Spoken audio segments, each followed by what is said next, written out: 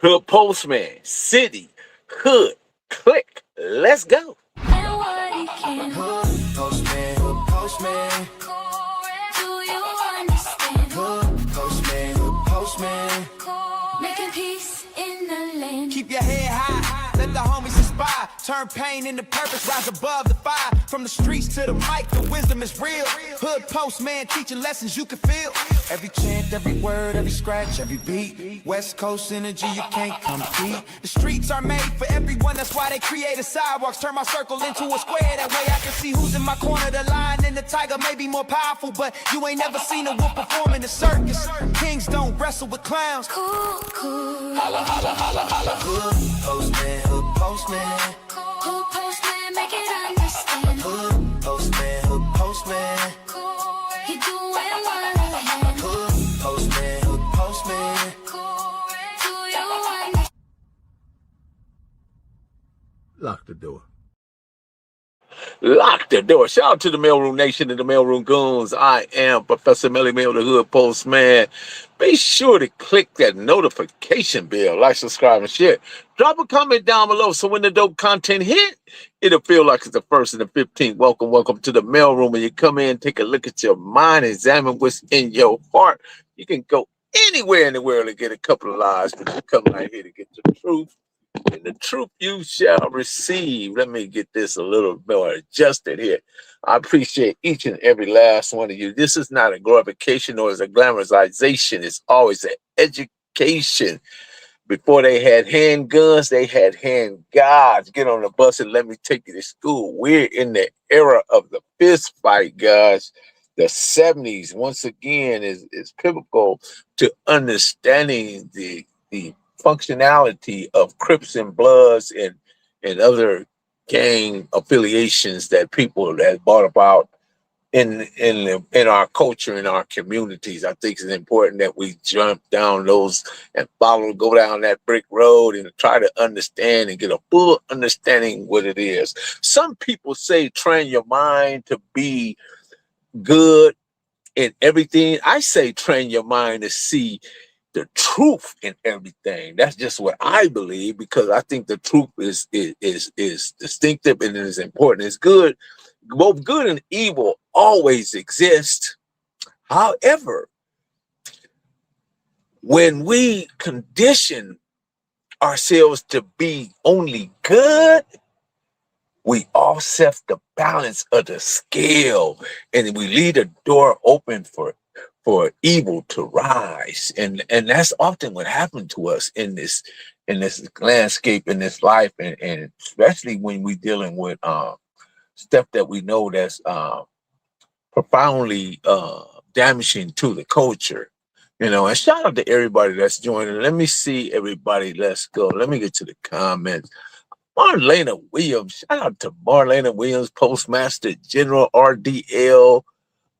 Let's see. Shout out to RDL. Antonio, what's good? All original 5150. Let's go. What's good? That's good, man. I appreciate you guys. Henry, of course, is in the house.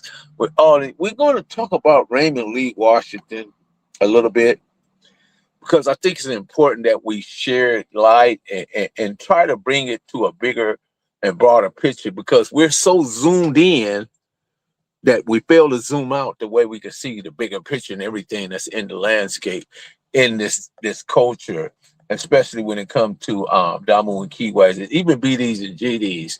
And I'm gonna give you guys the how both is a reflection of one another in the mirror. Both Crips and Bloods, BDs and GDs, they are really a very reflection of one another. If you look in the mirror and place everything in the context of where they both come from. Obviously that Raymond Lee Washington is the creator of the Crip, but where is the obvious creator of the Bloods? How did that happen? And who is that individual? If there's any one individual that we can name, we're not shaming them. We're not putting them down, because they've been just as damaging as the Crips have. At one time, you had to respect the blood unity, because when they were unified, they were together. You know, somehow the cancer that entered into the Crip movement, entered into the Hoover movement, entered into the Blood movement, onto the Pyro movement. Now it's all cancerous and needs to be eradicated and needs to be pulled out. It needs to be, you know, this whatever chemotherapy, chemotherapy. So let's do this, guys. April 4th, 1968 was assassination of Martin Luther King. He was assassinated in Tennessee at the Lorraine Hotel, and he was rushed to the hospital where he was pronounced deceased, dead, in Memphis, Tennessee. In 1968, James Brown also wrote the song, Say It Loud, I'm Black and I'm Proud. And that song right there became the mantra. It became the carrier of Black culture in a way that nothing else has never since then matched it or came to the level of which tied us together as a people and made us unified. We were so freaking unified to where it scared white folks. Because one thing they have always acknowledged is that the unity of Black culture, the unity of Black young men and women has been something that they hope never happened, because we are so incredible. We are so magical. We are such a ingenious people, man. It's just we're invaluable, man. Invaluable. That means we are intensely valuable to this whole grand scheme of things. And with that being said, the anthem said loud, I'm black and I'm proud. Sure, you know, fists held high, we was pumping, and white folks became uncomfortable. But that was the same year David Barksdale was shot coming out of the club 5 times. By 1969, Larry Hoover, the same man that was crowned king, tapped Larry Hoover to become king in 1969, and it was the Gangster Disciple. Also in 1969, the J. Edgar Hoover initiated COINTELPRO against the Black Panther Party, and the Black Panther Party became the primary target of COINTELPRO. And at the same time, January 17th, Bunchy Carter, John Huggins were gunned down at a rally in UCLA, allegedly by the US organization. So we're dealing with 1968. We got this mantra, this monster mantra, say it loud, I'm black and I'm proud, where young men and women wore naturals. We wore leather jackets. We wore tans. We were a deep reflection of one another, of what that love and unity looked like. It was such a phenomenal time. I remember the time that it was a time and era that when the police pulled you over, the Black Panther Party would pull up and monitor the situation. We had the Sons of Watts. We had the Black Panther Party, and everybody that was around during that time wanted to be a part of it. So in 1969, while going down the alley, and I don't know where Craig Munson kind of changed his story a little bit, because I never heard this version that I just heard just the other day. So maybe if I'm wrong, I'm wrong. You guys will correct me on it. But his statement was that him and Donnie Boy was in the garage, buffing iron. And Raymond would come down the alley and he liked to play the dozens. And he said Raymond Washington was talking about his mama. Don't talk about my mama, Raymond. Don't talk about my mama. Right? And he told Donnie Boy, man, I'm about to fire on this dude. And Donnie Boy said, man, don't you hit him with your fist, boy. Don't you hit that kid. Because you got to think that these guys, they were the Avenues. They had to be at least 3 or 4 years older than Raymond Lee Washington.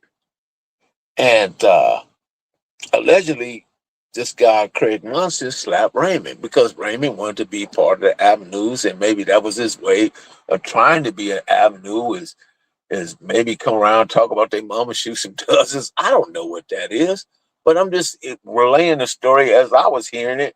And if if I miscomprehend what he was saying, then I stand totally accused right here on that.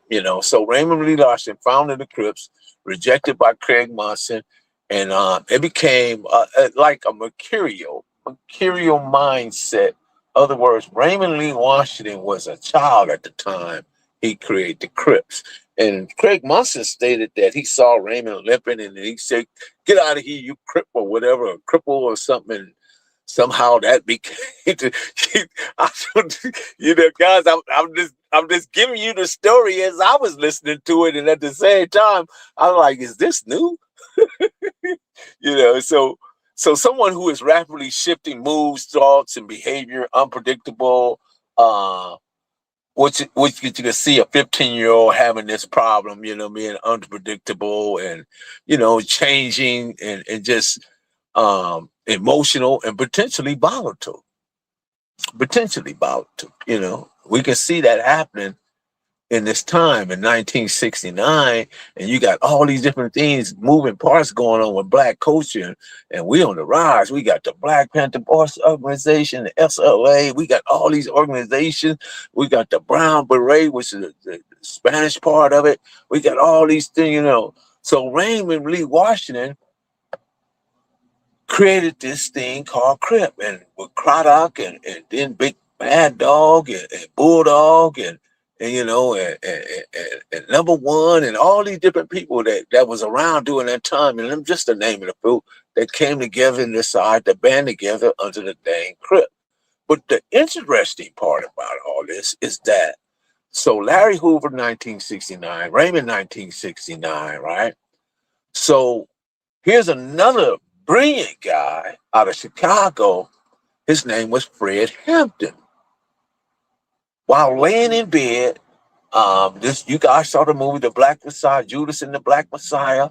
He was laying in his bed, and he must have been like a serious dang. He was a great orator, a great speaker. He must have been super dangerous or somebody that they really. And then you can't mention the H. Rap Brown and the Stokely Carmichael and the Elvis Cleaver and Elaine Brown and Kathleen Cleaver and all this. You can't, which was Angela Davis. You can't leave out all these people. Geronimo Pratt, Bobby Seals, Bobby Hutton. You can't leave out all these people. These are independent thinkers. These are people that know what have a purpose and a meaning for Black culture, right?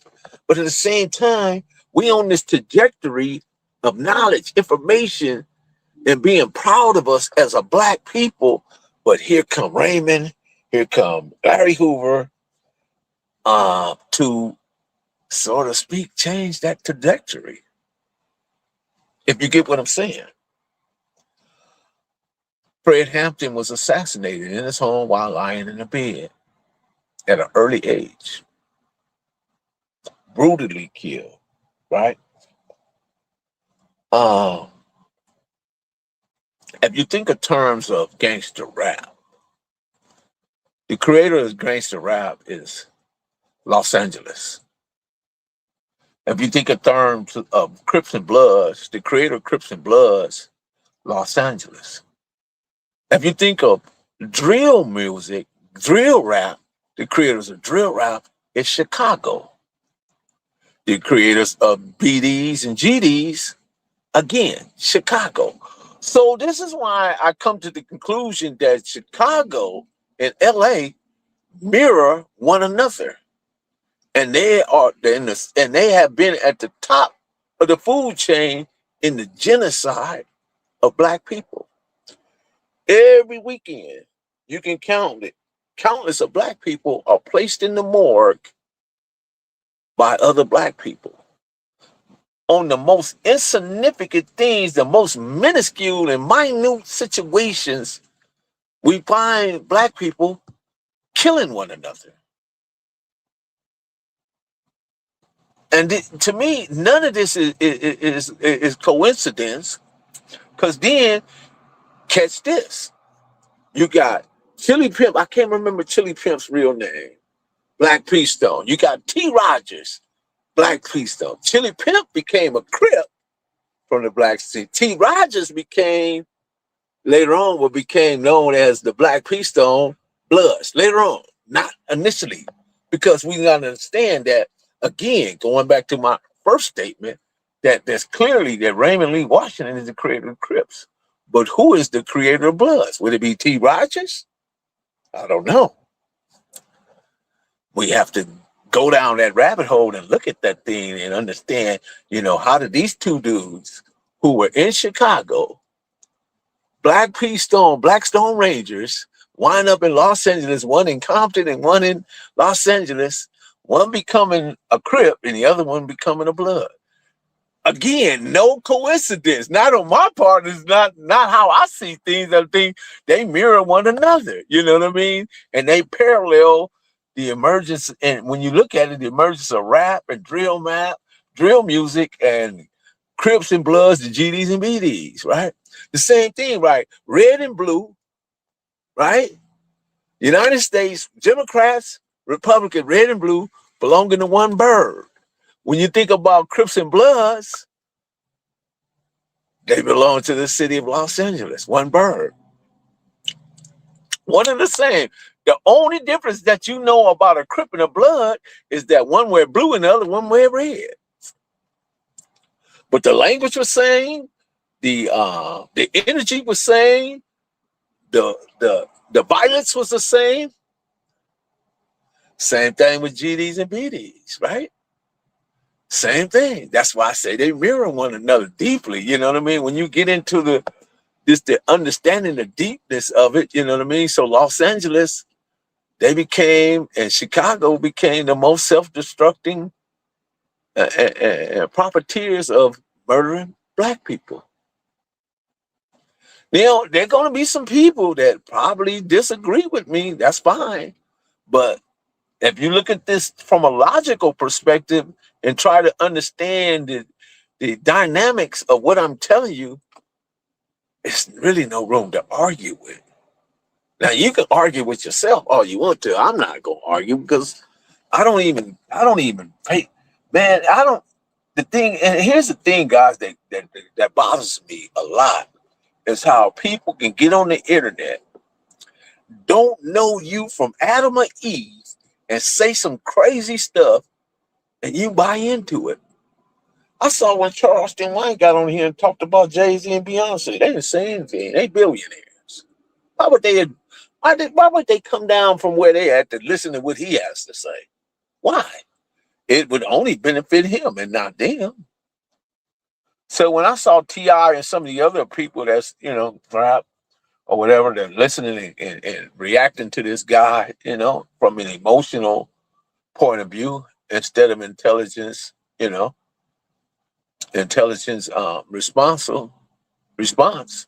It was an emotional reaction, And I just try to be logical about it, guys. I'm not here to be a tough guy or explain it like I'm some type of super tough guy. And here's the thing, that everybody gets old. I don't care how tough you was when you were 15, 14, 20, 21, whatever. When you get old, you're no longer that. You're no longer that. You're something else. So don't get on here and tough like, because I'm looking at you. You got a big old belly. That's a tombstone to a dead dick. That's just being honest.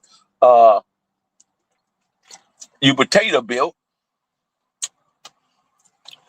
And I bet you got high blood pressure, you got diabetes, and some other things, some elements that would prevent you from showing up and showing out. And here's the thing, man. You guys at this age saying Crip, saying Cuz, Blood, and all this different stuff. And I'm looking at them like, man, are you serious? It's funny, though. But when you look at it and take everything in its context. But, yeah. So the FBI, right? has been behind a lot of different things in this country. A lot of things. You got the FBI, the CNN. And I'm no conspiracy theorist or none of that. But at the same time, I'm a realist. And what's behind the appearance is always the reality. There's some things that going on in this country that we tend to ignore and not pay attention. Y'all sure what's happening? We tend to not, Johnny Sullivan, what's going on? Happy New Year's to you. DLG Blood.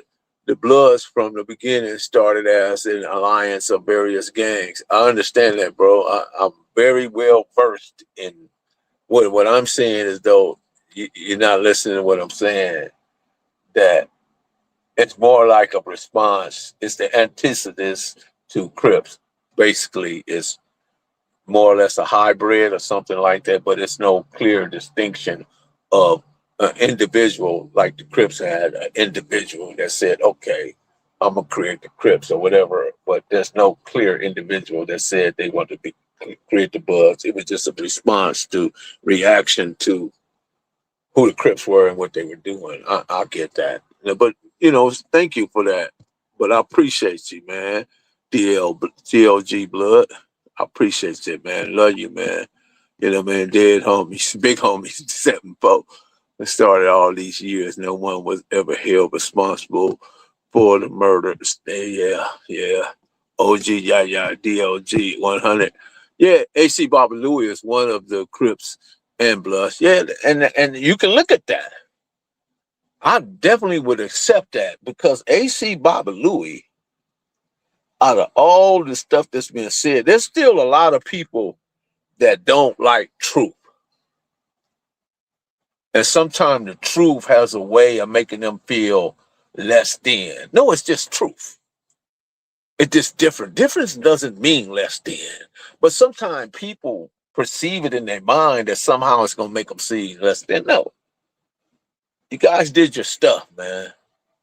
There's no winners in this. There's no winner. There's no Crip gang winner. There's no Blood gang. There's only dead bodies. And all those bodies are in somebody's graveyard. They're not warring, fighting, fussing, or coming at each other any longer. That part of it is over. I think AC Moses is credit for starting. Let me see. Who is this? Let's see. Hub Village. What's going on, Hub Village? This Delmore, I got a quick question I just want to ask you. Okay. What's up, Delmore? Hey, what's up? Hey, you don't think, not saying that the founders of the Crips and the Pyrus were not saying that they were, did my phone go out? No. Not saying that they were snitches or anything like that. But you don't think the CIA planted these certain people in these neighborhoods you know what, Delmore, to watch and because they knew everything about them. I asked you this a long time ago, about 4 years ago. I think that they go ahead. I'm sorry. No, keep going. I want you to keep going. I think that some of these guys, because wasn't Tookie at the Red House in Compton? Yes. And then he went to Nutty Block, so he was gathering up. No, he went to Front Hood. Okay, but back then the Crips used to go into everybody hood. You know what I mean? The Comptons would be in LA would be in Compton, would be in Watts, would be on the East Side. Everybody would be downtown LA or down at the Pipe. But they watch these key leaders though, like these key, like certain. You get what I'm saying? I do. So that's all. I'm gonna put it like this. In every aspect and every day, from way back doing Nat Turner and bringing all up to Paul Robeson and all the way up to Elijah Muhammad and Malcolm X and the Nation of Islam, there's always been somebody within the ranks and in the membership, or even when we go to the Messiah and the Judas with Fred Hampton, and even the Black Panther Party. All these people have had infiltrators, every last one of them. So what you're saying has validity, because I don't think that the Crips ever existed and didn't have somebody on the inside feeding them, because all this, even if you go back to the 4800 and the 4700 and 43, whatever the Bloods were in, you got to understand those were intelligent gathering situations. In other words, they put you under a microscope. They put you in these cell blocks and made you different from everybody else in jail, and it called you the Crip module and the Blood module, right? So they was able to study you and look at you and see what your behavior was, and see what triggered you and all this stuff. So they learned a lot by doing that. But and they watched a lot of our family members. Certain family members were being watched. People don't know that. Like what's the one out of I can't think of the name right now, but a lot of key, like certain people, like you could just say Keefe D, he was being watched. Oh yeah. I mean, key leaders from certain areas, you probably get Atlantic Drive. He was probably, most of them either go to jail or they get killed. And the police. So let me answer this right here. Jonathan, there was Bobby Louie and Ray Boyce, Jonathan George out of San Diego. They Icky Dawson from Eastside Pyro. They were all present when they was at YTS, and the Crips was running around cuz. Remember Bobby Louie told us they kept saying cuz. They was all there. So what they did, in order to unify them within the YTS, they came up with the term blood, which was originally an endearment. And that endearment eventually spread it out, came from out of there and went to the streets. And then you had other individuals later on start came and they saying like Bloodstone Villains, Inglewood Bloods, or whatever the case may be. So that is the glue that put all the anti-gangs that was anti-Crip together. It became the glue to put the Dimmerlanes and the Swans and the family, the PDLs and the down there in the 20s, Outlaws and all these different people in the Pyrus, and it was able to put them all together and band together. But if you really want to get to I just didn't know. What I was saying is, here's what I was saying. It's a clear distinction that Raymond Lee Washington is the OG, because he is the originator. So what I'm saying, if you can give me an OG that's a blood, that is the originator. So we only thing we could come close to is Baba Louie, Ray Boyce, Jonathan George, and Icky Dawson. That there would put the four corners together. That's just my opinion. You guys don't have to take that. But again, this is not to make anybody feel bad or feel different about what I'm saying. I just want to put context, provide context and to what I'm saying. But anyway, what else you got? That's all I really wanted. I always just thought how from like 69, 70, when they dismantled the Black Panthers, it was just like then Crib, California Revolution Independent Party or whatever, Crib, whatever it is, came out, and the seems like the white folks allowed them to kind of like go on, kind of like and we started like destructing each other. I don't know. That's all what I always thought. That's why I never really joined the gang, because I kind of understood that we were all being watched. When I knew that about 13 or 14. Yeah. Well, I'm gonna say this about the Dimmerlanes. They've been around a long time, guys. So if y'all trying to challenge my Dimmerlane brother in there on his history, don't do that, because the Dimmerlanes have been around for a long time. So more likely he don't heard enough of his elders like Paddlefoot and let's see, let me see some of the well, Peabody and some of the other guys, they don't spoke on their history, so you can't, it's good.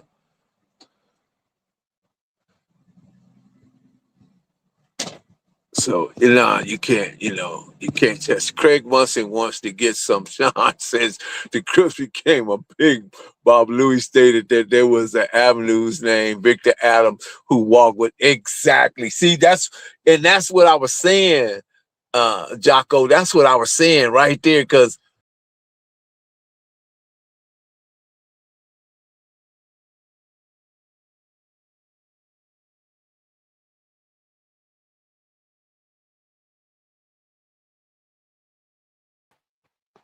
Jocko, you understand what I was saying, because I think Craig Munson, yeah, Rolo was my guy. That's my guy, Rolo Wick. I think Craig Munson's story changed, Jock. I think it's changed because you're right. You could tell the way he said it, like he was looking for some shine or something.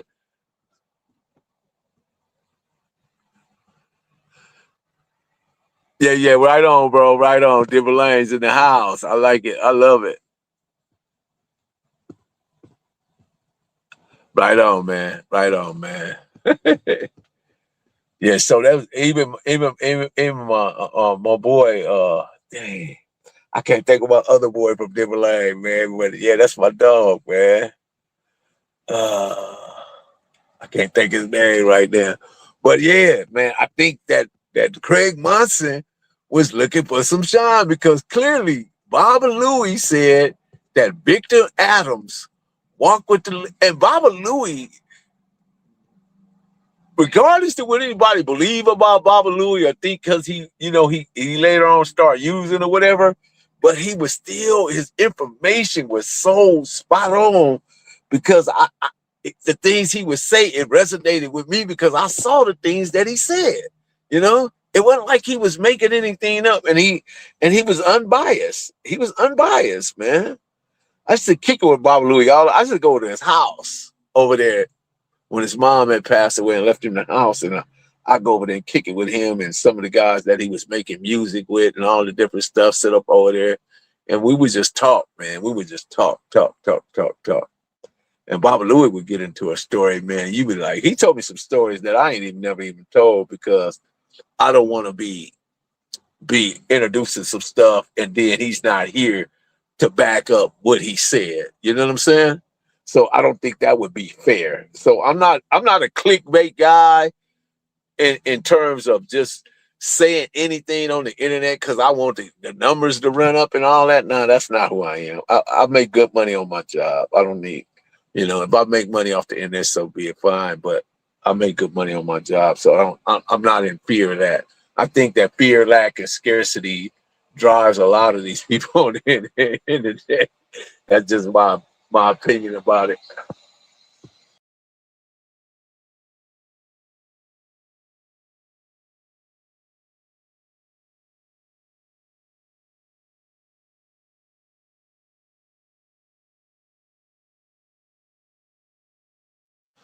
But could you imagine the stress levels that Raymond Lee Washington had trying to keep all this stuff together? Even to even see his good friend Baba Louie had decided to throw his hat in with the Pyru boys over there on Pyru Street.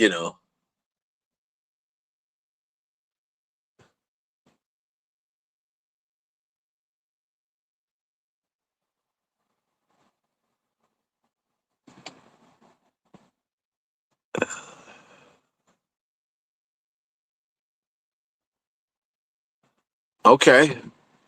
I never heard that before, but I ain't finna dot SS from Dipper Lanes, and Big T from Inglewood. I talked to. I'm gonna hit uh Caesar up. I'm gonna hit Caesar up, and maybe he can provide a little more to what you're saying, Dewey. Yeah, I'm gonna hit him up because he would know. Yeah, he did. He had some great much stories out there, man. The sun was just up. Yeah, it's going down now. Yeshua. It's Go down there, man. So, all we could do is, man, just, and then, I seen a lot of people jumping on, my homegirls that they got into it with Krishan and all that stuff, put up that stuff. That's easy. That's easy stuff right there. And that, I guess people be more interested in that type of stuff, and for the life of her, I couldn't say why Toddy's sitting in the car upside down, filming like we just rolled over, and she thought to just go on the internet. That is hilarious to me, man. That's you have a life-threatening situation and you want to go on the internet while you upside down in a car. That is, man, I see people eating that up, right? But I won't do no content on it. It don't make no sense to me. But anyway. Yeah, but love to have a conversation with you, Dewey. Anybody else from Denver Lane? Anybody else that want to talk to me, just hit me up on Instagram at Dahoodpostman. Hit me up on Instagram, the Figueroa Boys. That's where Blackie came from. Blackie that was running with Tookie, that was originally from the Denver Lanes and the Figueroa. Yeah, that's where he came from. And then people get on me because I pointed out that the stuff that Samson did, that he did was just wrong, man. It just, man, after running with Tookie all that time, he did all that stuff, man, Jamel Barnes, aka Samson. But anyway, guys, it's been fun. Again, we got to keep doing what we do, keep motivated, keep going, and keep this chat going, keep it, keep it fair. And just always I like the history. No matter whether it's blue or red, that doesn't matter to me, but I love the history and I love to just put out the facts. And sometimes the facts can make other people come to anger or be emotional about it, but it's just history, bro. History is medicine for a sick mind. Within history is a variety of human experience we can teach and learn from. And I hope that we learn from it so we don't keep building generation after. We got enough generations donated to wheelchairs, death, prison, and gangbanging. We got too many generations donated to that. So now it's time to do something different. It's time to turn the tide and build an airplane and take it in a whole other direction. With that being said, my name is Professor Melly Mill, and I am your poor postman from the east side to the west side of Compton, and wherever it seemed to be. Lock the goddamn door and say no more. Cali finest, baby. Proof of grind all the time. Music money. Got a dollar sign. Hub City. I'm a street nigga, streets fuck with me. I'ma keep pushing products till the feds get me. It's guap off top, diamond Cartier. That nigga wall won't give a broke bitch the time of day. They see me climbing, they see me shining. That's hard work, proof of grinding. New money got me tipping in that 550. I leave bad man and I'm so pretty. I got that tech with me, that's my hater sprayer. Go big, grind now, nigga, play later. What can I say? I'm addicted to this paper stacking, and I don't talk about it, I just make it happen. Word on the block is that my shit go. Reach for the low.